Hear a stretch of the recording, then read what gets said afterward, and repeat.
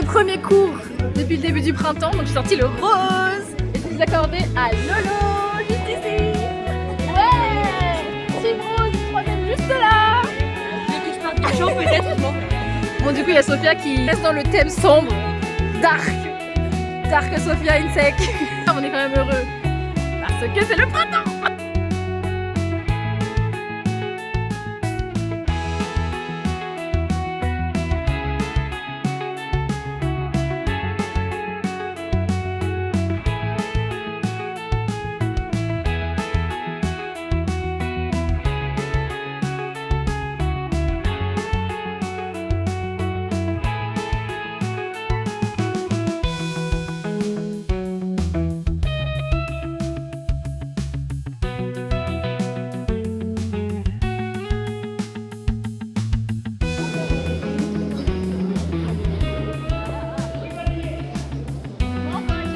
Ouais, j'ai vu.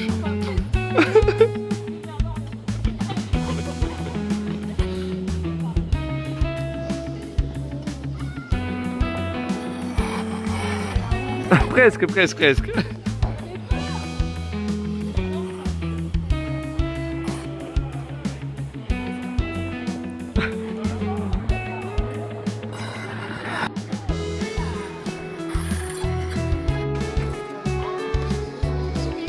Et ben voilà, la planche à voile.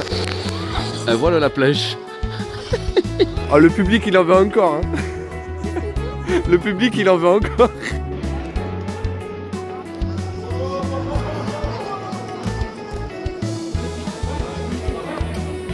C'était pas mal.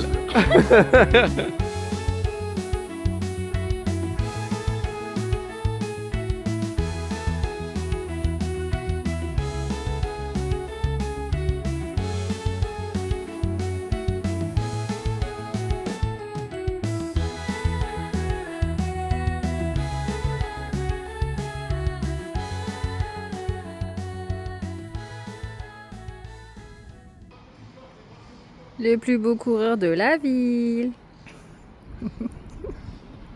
Comme il est beau, mon fiancé. Moi, j'ai mieux réussi que la semaine dernière pour plusieurs raisons. Parce que déjà, comme j'y suis allée la semaine dernière, il y avait eu moins de temps sans faire de renforcement entre les deux séances. Et aussi parce que j'en suis à mon cycle à la période où je recommence à reprendre du poil de la bête. Donc forcément, tout ça joue. Et il commence à pleuvoir. Les giboulées de mars, on est là.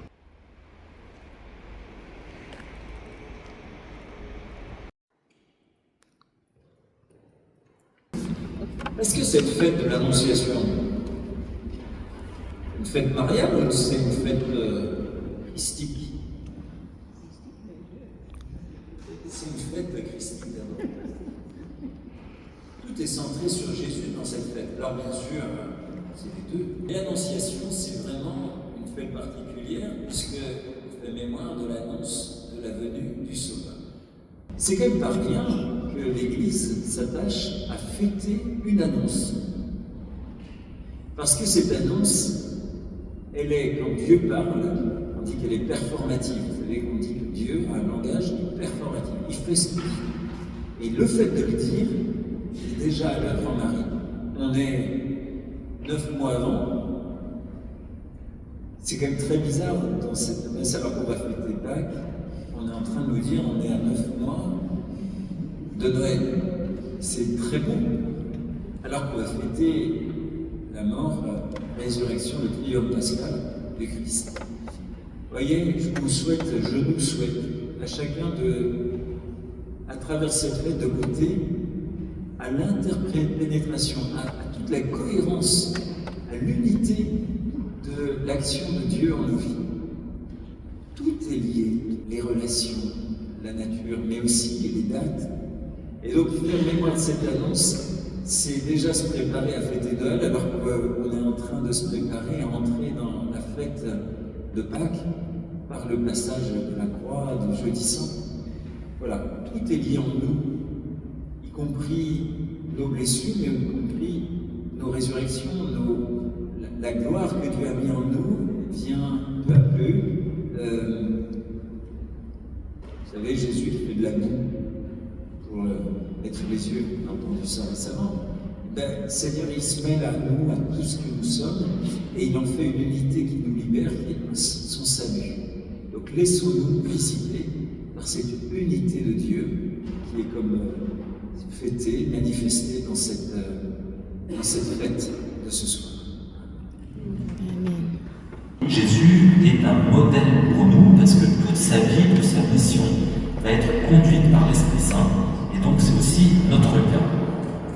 Alors peut-être que certains d'entre vous vous posez cette question quand vous êtes face à une situation complexe: que ferait Jésus à ma place? Une question que vous posez. Okay. Alors je vais vous inviter à vraiment, quand vous posez cette question, à aller plonger dans les évangiles et voir vraiment ce que Jésus faisait, et pas simplement projeter justement ce que vous feriez, que vous aimeriez bien faire. Depuis la Pentecôte, le même Esprit Saint habite en nous par le baptême, et nous sommes appelés justement à laisser inspirer nos choix et nos paroles. Et pourquoi le laisser inspirer nos choix et nos paroles? Parce que lui connaît mieux notre cœur, le cœur de ceux que nous rencontrons, et il veut vraiment venir toucher les cœurs. Mais c'est vraiment réservé à chacun d'entre nous. La condition est de se laisser, de s'abandonner pleinement dans les bras de l'Esprit Saint. Collaborer avec l'Esprit Saint, c'est pas faire plus, c'est le laisser faire davantage en nous, et c'est vraiment une école du lâcher-prise, en fait. J'accepte que ma vie ne soit pas guidée par moi-même, mais par quelqu'un d'autre en vue d'un plus grand bien. Par contre, si vous vous engagez dans cette démarche-là, il va falloir être obéissant à l'Esprit Saint, et s'il m'inscrire, il va falloir que nous y allions. Je rappelle, la foi, ça s'appelle R-I-S-Q-U-E. Risque. Ok, la foi, c'est un risque, c'est une audace permanente. Saint Thomas d'Aquin nous parle de la vox mentis. C'est toujours bien d'utiliser un mot en latin, ça fait encore plus classe. C'est la voix mentale. Okay, quand on va entendre Dieu en nous, utiliser notre propre voix mentale. Okay, c'est votre voix intérieure. L'Esprit Saint va utiliser cette voix pour vous parler. Et c'est là où ça va être tout un travail de discernement. Parce qu'en nous, on a plein de voix. Il y a 3 voix qu'on peut entendre. Et la première voix, c'est notre voix mentale, notre voix à nous, quand on a des pensées, quand on développe des pensées, tout ça. Deuxième, qui est en nous aussi, c'est l'Esprit Saint, l'Esprit de Dieu, qui veut nous parler, qui veut utiliser différents canaux. Et puis la troisième voix, c'est une voix extérieure, généralement, sur ceux qui sont possédés, mais c'est des esprits mauvais, et Satan, qui nous tentent plutôt de l'extérieur, ils ne sont pas en nous. Okay, et donc tout le travail de notre travail à nous, ça va être d'apprendre à discerner cela. Est-ce que ça vient de Dieu ou pas? Pour cela, Saint Paul et Saint Ignace de Loyola nous donnent justement un critère de discernement qui s'appuie sur la lettre aux Galates, chapitre 5, et qui voit comment ça bouge en nous, comment ça anime en nous. Okay, déjà, les mauvais esprits, c'est facile parce que leur but, c'est de détruire, de décourager, de nous enfoncer. Donc si vous entendez ça, c'est que ça ne vient pas de Dieu, ça ne vient pas de vous en général non plus. Mais lorsque quelque chose vient de l'Esprit Saint, on ressent les fruits de l'Esprit en Galates 5, l'amour, la joie et la paix. Deuxième critère, 1 Corinthiens 14,3, le but de la manière dont Dieu nous parle, les paroles qu'il veut nous dire ou qu'il veut dire à travers nous d'autres personnes, elles ont pour objectif 3 verbes: édifier, encourager, consoler. Édifier, encourager, consoler. Si ce que vous recevez, ça ne va pas dans cette dynamique-là, vous oubliez, ce n'est pas de l'Esprit Saint.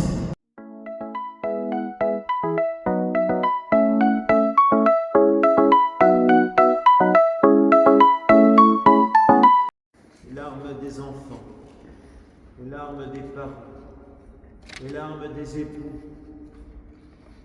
les larmes de tous ceux qui te cherchent, de tous ceux qui ont besoin qu'on vienne essuyer leur visage de toutes ces larmes coulées.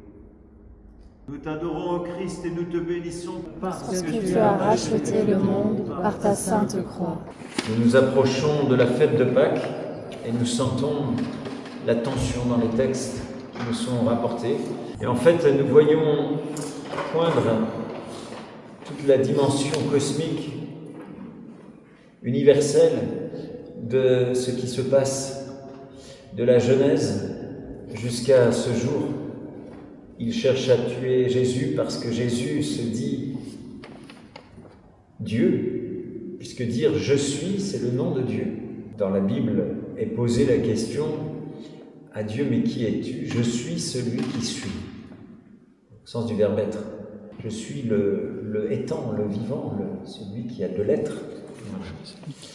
Et donc quand il dit cela, forcément il y a deux options. Soit c'est un blasphème, quelqu'un qui se prend pour Dieu qu'il n'est pas, soit il est vraiment Dieu. Et alors là, c'est eux, dans leur refus de l'accueillir, qui font un blasphème. Tout est inversé. Et du coup, il y a toujours la question de savoir qui m'influence, qui est l'influence de mon cœur. Qu'est-ce qui fait que je suis venu là ? Quelles sont les influences qui animent mes choix ? Réfléchissez. Mercredi soir, certains d'entre vous étaient là, voilà, sur l'Esprit Saint, et nous sommes normalement, justement, par notre baptême, plongés dans les eaux de l'Esprit, mais aussi invités à nous laisser influencer par l'Esprit Saint. Normalement, notre influence, la seule, ça doit être l'Esprit Saint. Et peu à peu, plus on laisse l'Esprit Saint nous animer, plus toute notre vie, eh bien, se met à correspondre à Dieu. C'est-à-dire que sur la terre, nous vivons comme au ciel. Et on voit bien que par séquence, on y arrive, puis il y a des moments où on vit sur la terre comme si il n'y avait pas le ciel. Et donc on se replie sur nous, ou alors on se met au centre, ou alors on refuse les autres. Il n'y a plus la communion, il n'y a plus la bienveillance, le respect de soi-même ou de l'autre. Il y a des sociétés où il n'y a plus de place pour l'individu. Je pense à certains pays où en fait l'individu est nié. Notamment des sociétés post-communistes, on voit bien qu'il y a cette dimension où l'individu n'a pas droit à penser ce qu'il veut, et on abîme sa conscience.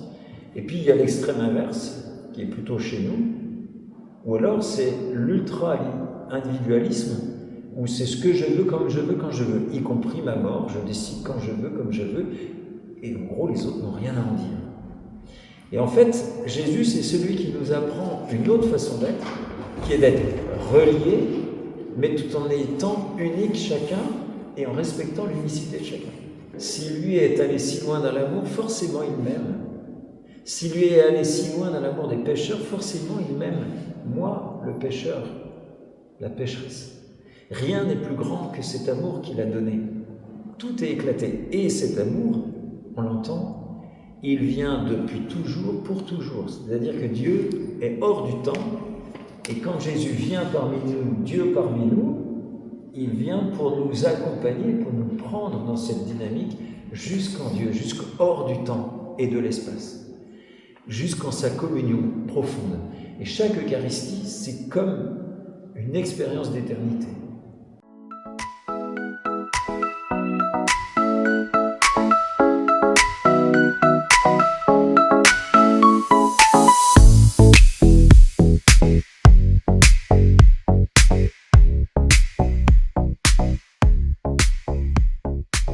Bonjour, aujourd'hui je me rends à Uno, la journée diocésaine des 18-30 ans.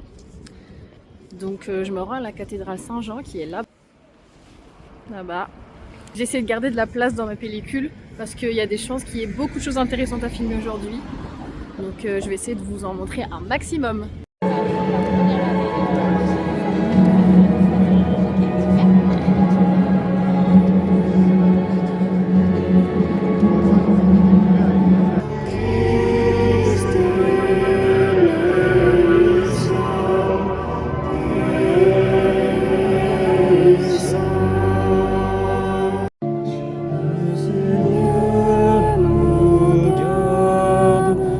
Comme un berger son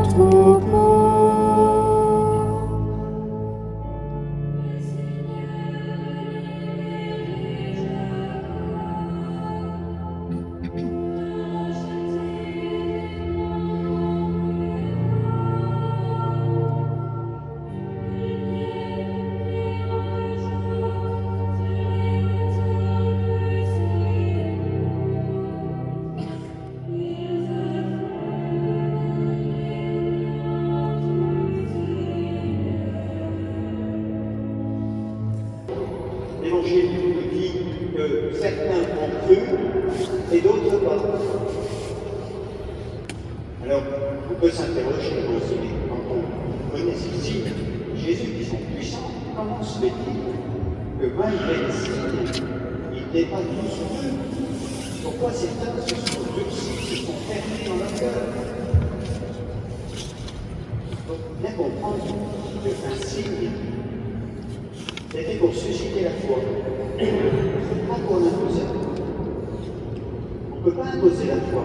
La foi, c'est toujours une adhésion. Et pourquoi on dit dans les signes, dans les guérisons, il y a tout ce qu'il faut pour celui qui veut croire, mais il y a tout ce qu'il faut pour celui qui ne veut pas croire. Parce qu'un acte de foi, ce n'est pas le constat d'un fait totalement objectif, scientifiquement prouvé. Parce que si c'est ça, la liberté n'est pas respectée. Je suis obligé de constater, ça s'impose à moi. Un acte de foi, ça suppose toujours de dépasser le doute. Et donc de poser un acte de confiance. Il n'y a pas de foi sans confiance. Et du coup, dans l'acte de foi, il y a une part de risque. Parce que, si c'est vrai, on voit bien, on pressent que ça va bousculer. Ça va changer des choses, non seulement dans le monde, mais dans ma propre vie. On se dit, si c'est vrai, on ne va pas pouvoir continuer à vivre comme avant. Là, les gens, ils ont vu les guérisons accomplies par Jésus, mais ils ont aussi entendu ces paroles. Jésus qui leur dit, bon, il faut se convertir. Il faut toujours pardonner. Bénissez à ceux qui vous bénissent. Les paroles de Jésus sur à propos du mariage, la fidélité dans le mariage, à propos des richesses, à propos de l'attention du plus pauvre. Ils ont entendu tout ça. Donc, ils se disent, si on croit, il y a quelque chose qu'il va falloir remettre en question dans notre vie. Et donc, ce que le Seigneur nous demande ce matin, c'est de regarder ce qui, dans notre vie, est contraire à ce projet de Dieu sur nous, le projet d'unité. Jésus a souffert sa passion pour nous rassembler dans l'unité. Est-ce que je pourrais continuer à faire le jeu de division? Est-ce que je pourrais continuer à vivre sans rien faire, travailler à l'unité des disciples du Christ? Seigneur, pardonne-moi toutes mes fautes contre l'unité. Seigneur, je veux te suivre. Aide-moi à me convertir vraiment, pas simplement en surface. Fais de moi un artisan d'unité. Amen. Amen.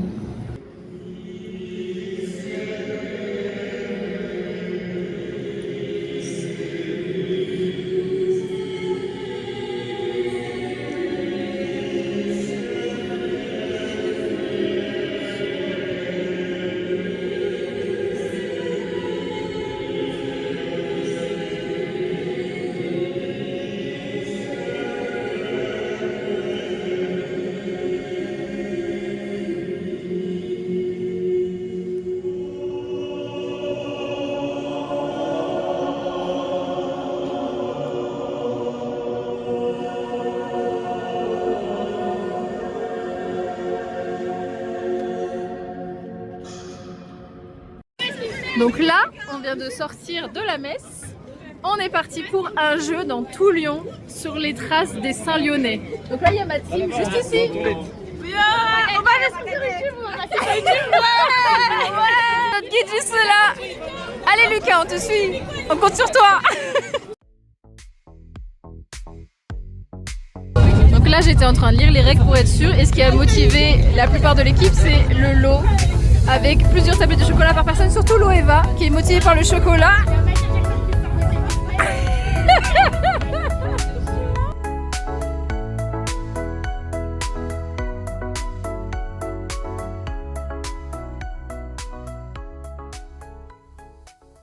l'idée c'est de pouvoir attraper les hérésies. Donc si c'est un truc catholique, vous faites rien. Voilà. Par contre, si c'est une hérésie et qu'il faut l'attraper pour la virer, quoi, c'est le premier qui l'attrape qui gagne le point. C'est quoi une hérésie?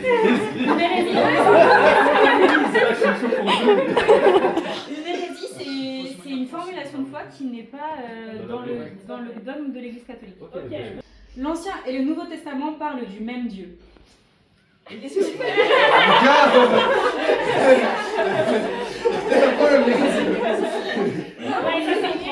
hérésie, il faut prendre. C'est bon, c'est pas une hérésie. De fait, c'est notre foi. Jésus semblait souffrir sur la croix, mais en réalité, il ne ressentait rien. C'est bon, c'est qui? J'y vais. Ok, très bien. Marie est vraiment mère de Dieu, pas seulement mère du Christ homme. Très bien, non? Mais là, ça veut dire qu'on ne gagne pas de points. Non, c'est vrai. Et on pourrait même dire que vous perdez un point si vous aviez attrapé le truc. Mais oui, en fait, il faut soutenir quand c'est notre voix. La matière est mauvaise, seul l'esprit compte. Les apôtres ont transmis la foi aux évêques qui nous la transmettent encore aujourd'hui. Très bien. Il faut être initié pour accéder à la connaissance de Dieu et être sauvé. On a pas la phrase quand même. Ah, c'est joueur, c'est joueur. Il y a pas ça d'être initié. Est-ce que c'est initié qui t'a fait prendre le truc? Oui. Est-ce qu'il y en a qui savent dire c'est quoi les hérésies qu'on a nommées là depuis le début? Genre celle-là c'est une des connues. Ça fait gagner des points. Ce qu'elle vient de dire là, il faut être initié pour accéder, ça c'est la gnose. T'as combien là pour l'instant? 2-1. Bon bah 2-1, on va s'arrêter là. Contre nous. On fait un point. Allez. Allez, cinéma. Ouais. Michael Jackson. Marie est mère du Christ homme. Non mais qu'est-ce que tu fais? Après, comme on a dit. Du coup, c'est l'hérésie de Nestorius et qu'on avait dit tout à l'heure, c'est Francis d'Éphèse qui dit elle est mère de Dieu, c'est-à-dire Théotokos, mère de Christ homme et du Christ Dieu. Et du coup si t'avais dit le mot seulement, là, il va pas le prendre. Bah non, il a raison. Là, c'est bon, il a une hérésie. J'ai pas compris.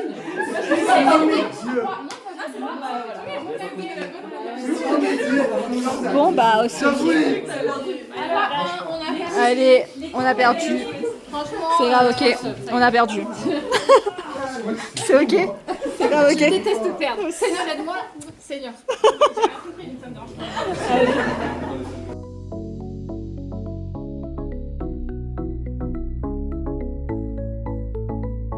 Bon bah on commence avec une défaite, donc on a 3 carrés de mosaïque. Explication super intéressante à la maison Saint-Irénée, mais un peu longue. Du coup là il est déjà 11h30 et le jeu finit à 13h. On a fait un lieu avec une défaite, donc Loéva, j'espère que tu comptes la victoire.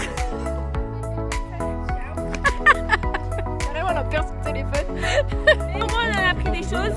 En juin, on va visiter la crypte de Saint-Irénée. Donc là, on arrive au deuxième endroit, mais qu'à 2 parce qu'on a été séparés dans le métro. Il y en a qui n'ont pas couru, du coup, qui n'ont pas pris le métro. On arrive à Saint-Bonaventure pour essayer de gagner un peu plus de mosaïque cette fois. Je viens de découvrir qu'il y a des étages de malades à Saint-Bonaventure. On en a monté, on a fini par trouver. Regardez ça. Il y a un bar caché à Saint-Bonaventure. Alors bonjour. Peux-tu nous présenter ce bar et ce que vous y faites? Donc en fait c'est un bar. Des étudiants après la messe du mercredi soir à l'Hôtel Dieu, ici à Saint-Bonaventure en montant. C'est sympatoche, il y a des bières, il y a du vin, il y a plein de désir, du saucisson et des pizzas, il y a une super terrasse qui est très agréable le soir avec les beaux jours qui arrivent. Trop cool. Alors n'hésitez pas, si jamais vous êtes tout pour les étudiants, juste là et juste là.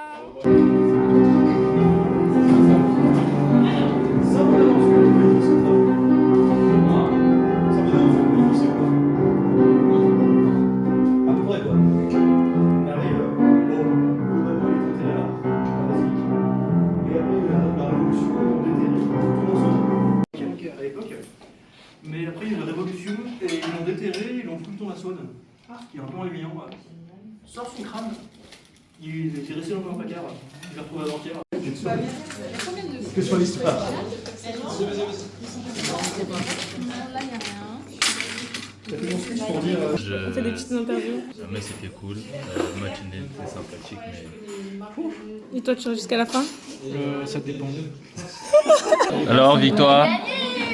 Combien? 4. Parce que c'est en centre-ville. Ah. Une victoire et ça j'aime bien. Bien sûr, ici nous parlons de Jésus.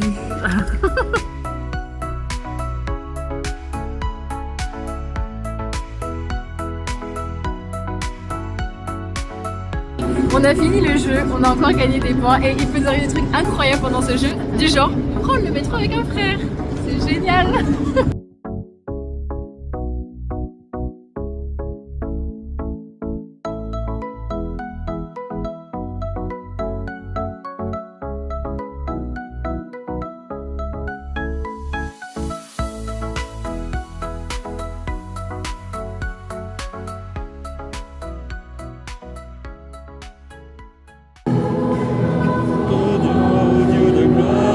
Lançons des cris de joie, laissons jaillir un chant de victoire. Hosanna, Hosanna, Hosanna. À la messe, l'unité, la communion entre nous, c'est vraiment le projet de Dieu sur l'humanité. Une communion, c'est pas l'uniformité. Et c'est quelque chose de beaucoup plus fort. Il veut que nous soyons un seul peuple, que nous nous aimions les uns les autres. C'est ça. Que nous nous aimions les uns les autres. Ça veut dire que ce n'est pas une unité de façade, c'est vraiment une unité qui est fondée sur l'amour. Vous le savez, dans le projet de Dieu, nous sommes des êtres de relations. Nous sommes créés à l'image de Dieu. Dieu, Trinité, Dieu, les relations. Parce qu'il est amour, l'amour des relations. Nous ne sommes pas des individus les uns à côté des autres. Nous sommes fondamentalement des êtres de relations. Il n'est pas bon que l'homme soit seul, dit la Bible, livre de la Genèse. Et le projet du Christ pour ses disciples, c'est qu'ils soient un. La devise du pape François, je pense que vous la connaissez maintenant, en celui qui est un, soyons un. In illo uno unum. Alors ça c'est le projet de Dieu. Après, quand on regarde, quand on ouvre les yeux, on regarde la réalité dans laquelle nous sommes, évidemment c'est plus compliqué parce que il y a des guerres, on en parle de plus en plus, il y a des conflits, il y a de la violence. Évidemment à Lyon, ici on a en tête ce qui s'est passé il n'y a pas si longtemps avec la mort de Quentin, hein, la violence qui peut aller jusqu'à la mort. Dans nos familles, j'imagine que beaucoup d'entre nous, c'est une réalité aussi que nous expérimentons, des divorces, des séparations, des conflits familiaux, et puis aussi entre chrétiens, bien sûr. Les disciples du Christ ne sont pas en pleine communion, les catholiques, les protestants, les orthodoxes, les évangéliques, etc. Et puis entre nous catholiques, c'est pas non plus toujours la communion parfaite. Il y a un peu des querelles de chapelle, etc. Alors évidemment le Christ, il voit tout ça, il n'est pas naïf. Il sait qu'il y a des divisions, et c'est pourquoi il nous demande de rechercher sans cesse l'unité, d'être des artisans de paix et d'unité. Dans l'encyclique La foi et la raison, elle nous dit « La foi et la raison sont comme les deux ailes par lesquelles l'âme humaine peut s'élever jusqu'à la connaissance de la vérité. » Donc aujourd'hui, eh bien, on va essayer de réfléchir à une notion qu'on appelle l'apologétique.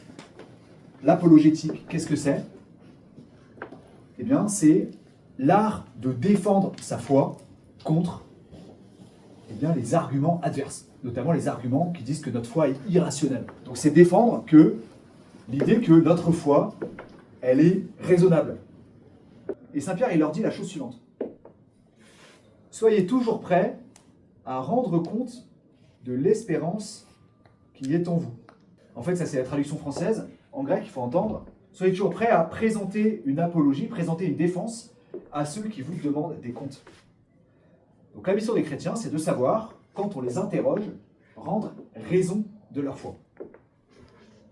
Saint Pierre poursuit et je vous cite le passage qui suit, « Mais que ce soit avec douceur et respect, en ayant une bonne conscience, afin que sur le point même où l'on vous calomnie, ceux qui décrivent votre bonne conduite en Christ soient confondus. » Ça veut dire que, pour Saint Pierre, la défense avec les arguments rationnels de la foi, elle est indissociable de notre cohérence de vie, de notre témoignage. Donc vous aurez beau être un super orateur, faire des super vidéos sur les réseaux pour plier en deux aux adversaires sur telle ou telle question, en fait, eh bien, il faudra que ça s'articule avec votre cohérence de vie, votre témoignage de vie. La charité. Voilà. L'enjeu, c'est la cohérence. Mais dans cette cohérence-là, eh bien, il y a aussi la capacité à rendre raison de la foi. Le but de ces arguments, c'est pas de convaincre les autres d'avoir la foi. Parce que la foi, elle ne procède pas d'un raisonnement. La foi n'est pas le fruit d'une déduction.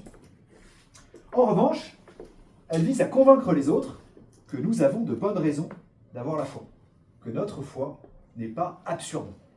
Et donc, l'apologétique théiste, c'est celle qui va essayer de trouver les arguments pour montrer que il n'est pas absurde de penser qu'il y a un Dieu. Et vous savez qu'aujourd'hui, eh bien, le champ du débat scientifique, il est quand même assez largement rebattu. Pendant 2 siècles, à partir du 19e siècle, on a pensé que la science allait remplacer la religion et qu'elle allait remplacer les discours religieux et elle allait montrer qu'il n'y avait pas besoin de Dieu pour penser l'ordre du monde, par exemple. En fait, 200 ans plus tard, c'est beaucoup plus compliqué que ça, en fait. Et les scientifiques, eh bien, en sont arrivés au constat que, en fait, on ne peut pas prouver que Dieu n'existe pas. Et certains scientifiques qui disent même, en fait, on a besoin de penser, eh bien, que il y a 2 éléments à l'œuvre dans l'histoire du cosmos. Une intelligence, c'est-à-dire un dessein EIN, c'est-à-dire un projet intelligent, c'est-à-dire de l'information dans l'évolution qui vient donc d'une intelligence. Il y a de l'intelligence à l'œuvre dans l'ordre du monde. Première notion. Et deuxième notion, eh bien, vraisemblablement, le monde a eu un commencement. Et en fait, le commencement du monde et une intelligence créatrice qui œuvre eh bien, dans l'histoire du cosmos, eh bien, ces 2 notions qui correspondent eh bien, à ce que les chrétiens appellent le Dieu créateur. Qu'est-ce qu'un Dieu créateur?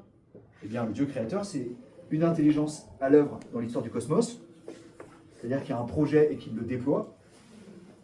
Et l'idée de création, elle suppose l'idée d'un commencement radical du monde. Voilà. Tiens, étonnant.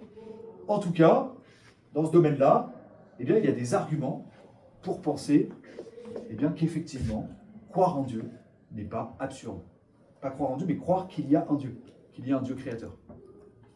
Le deuxième domaine de l'apologétique, c'est ce que je vais développer un peu, c'est l'apologétique spécifiquement chrétienne, celle qui concerne la personne du Christ. Et là, vous allez voir qu'en fait, c'est pas si idiot que ça de croire eh bien, en l'existence de cet individu, et voire plus, croire que cet individu était plus qu'un simple personnage du passé. L'apologétique, c'est ce qui concerne spécifiquement eh bien, les domaines qui relèvent de la foi catholique. Pourquoi y a-t-il une église catholique? Pourquoi y a-t-il des évêques, des prêtres, des diacres? Pourquoi y a-t-il des sacrements? Pourquoi y a-t-il la Vierge Marie, les saints? Ça, c'est un peu les points sur lesquels les catholiques peuvent être un peu attaqués. Et bien là encore, eh bien, il existe des arguments pour répondre simplement et paisiblement à ces questions.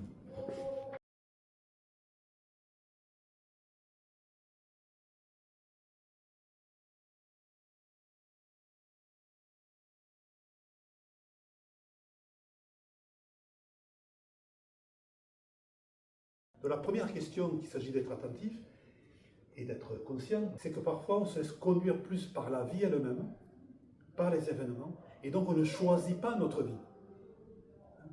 Paradoxalement, c'est la vie qui décide pour nous. C'est la vie qui décide à notre place. Puisqu'on ne choisit pas à l'avance. On se laisse conduire par les événements. Donc, bien sûr, il peut y avoir...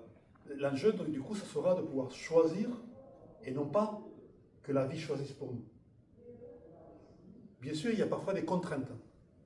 Il y a des contraintes qui peuvent être familiales, culturelles, sociales, professionnelles, qui font que je ne peux pas faire tout ce que je souhaiterais. Il y a un cadre, mais je peux toujours me rendre libre de choisir à l'intérieur d'un cadre qui s'impose à moi. À partir de là, je verrai, est-ce que c'est possible dans le cadre qui est le mien ou pas? Mais souvent, on fait le contraire, on regarde le cadre qui est le sien, et on dit, ah ben c'est pas possible. Non, regardons d'abord, qu'est-ce que je désire vivre vraiment? Qu'est-ce que c'est qui me rend vraiment libre? Parce que si ça me fait vivre, ça me rend libre. Je deviens moi-même. Je suis moi-même, ça me fait devenir pleinement moi-même. Le deuxième point, c'est que pour choisir, on a besoin d'une boussole. La boussole pour nous, c'est le Christ. Lui-même dans l'Évangile, il dit au chapitre 10, « Je suis devenu donner la vie et la vie en abondance ». C'est-à-dire que tout ce qui conduit vers la vie en abondance conduit vers le Christ. C'est le critère de discernement. C'est le mot de passe de cette boussole. C'est le mot de passe pour cette boussole. Tout ce qui m'oriente vers la vie et la vie en abondance. Abondance, ça veut dire la vie qui déborde, hein, qui me fait devenir pleinement moi-même. Tout cela me conduit vers le Christ. C'est une boussole. Mais pour connaître la vie et la vie en abondance, pour utiliser cette boussole que nous donne le Christ, il faut connaître le Christ. Si je ne le connais pas, difficilement, je reconnaîtrai sa voix au milieu de tant de voix. Car l'enjeu est celle-là. L'enjeu, c'est de reconnaître sa voix. Pour choisir la vie, il nous renvoie à nous-mêmes. Il ne va jamais nous dire à l'avance, voilà comment il faut faire. Voilà le projet que j'ai pour toi. Voilà ce que j'ai décidé pour toi. Ça ne se passe pas comme ça. Souvent, on a cet imaginaire-là. Souvent, lorsqu'on pense à la volonté de Dieu, on se dit, Dieu a déjà tout décidé pour moi. Il a un projet pour moi. Non. On pense ça parce qu'on ne connaît pas Dieu. Dieu, ce qu'il choisit, ce qu'il veut, c'est que tu vives, que tu sois heureux. Il veut ton bonheur. Et il s'engagera avec toi là où il y a un enjeu de vie pour toi. Donc, en fait, lui n'a pas tout écrit. Ce qu'il désire, c'est que tu puisses reconnaître ce que tu cherches et désires vraiment. Parce que quand tu reconnais ton vrai désir, en fait, tu vas reconnaître le désir de Dieu pour toi, les rêves qu'il a pour toi. Mais c'est toi qui va te laisser choisir. Il ne va rien t'imposer. Le discernement, c'est sentir qu'est-ce qui se passe en moi, pour faire des différences, repérer ce qui se passe. Tout n'est pas pareil. En vue de prendre position et choisir ce qui me conduit vers la vie et écarter ce que par expérience je sais, ça me conduit vers la mort.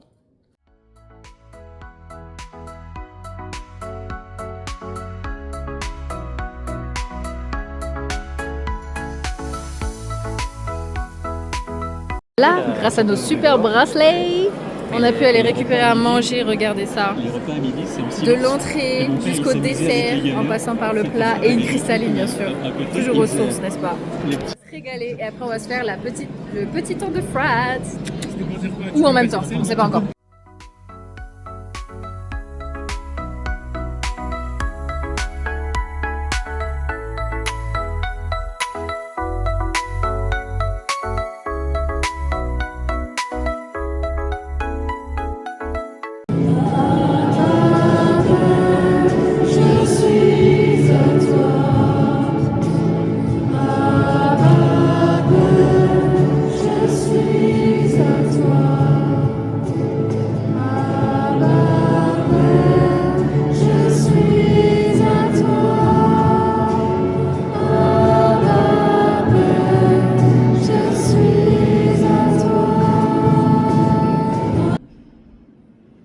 Celui qui a vu rend témoignage, et son témoignage est véridique, et celui-là c'est qui dit vrai, afin que vous aussi croyez.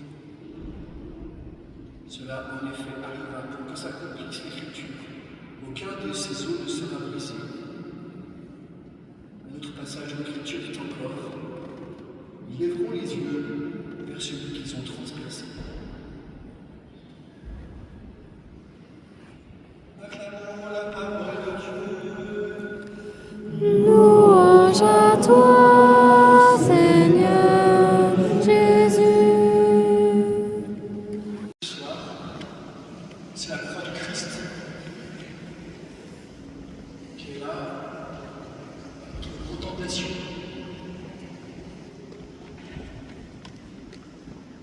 Ce soir, le mystère de son amour vous est proposé au cœur de cette vie de prière.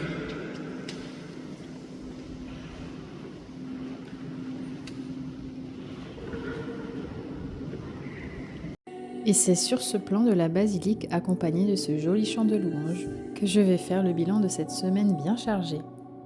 Concernant mon objectif lié au jeûne, c'est un peu comme la semaine passée. J'ai été plus ou moins attentive à mes efforts selon les jours, donc il est partiellement atteint. Ensuite, j'arrive au terme de mon objectif d'économie pour l'aumône. J'ai réussi à mettre de côté, sans trop dépenser, un petit peu d'argent pour les personnes dans le besoin que je pourrais croiser sur mon chemin la semaine prochaine. Donc l'objectif est atteint.